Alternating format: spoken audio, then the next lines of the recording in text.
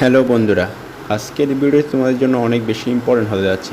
কারণ যে বিষয়ের জন্য তোমরা অনেক দিন ধরে আগ্রহে বসেছিলে সেটি আজ প্রকাশিত হয়েছে। সেটি হলো চট্টগ্রাম বিশ্ববিদ্যালয়ের দ্বিতীয় মেরিট রেজাল্ট প্রকাশিত হয়েছে। আমরা প্রথম মেরিটে দেখেছিলাম যে প্রায় 1500+ কিন্তু যাদের পজিশন ছিল তারা একটি সাবজেক্ট পেয়ে গেছে। এখন দ্বিতীয় মেরিট রেজাল্ট প্রকাশিত হয়েছে।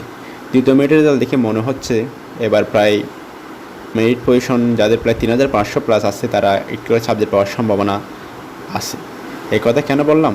কারণ তোমরা 22-23 শিক্ষাবর্ষে মেরিট পজিশনটা একটু খেয়াল করে দেখতে পাবে যে চতুর্থ মেরিটে গিয়ে মানে যাদের চতুর্থ মেরিটে গিয়ে প্রায় 2100+ পজিশন যাদের ছিল তারা চান্স পেয়েছে।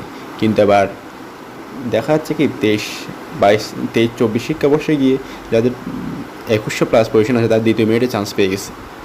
তাই বলা যায় যে এবার পজিশনটা অনেক দূর পর্যন্ত যাবে আর কি, আশা করা যায়।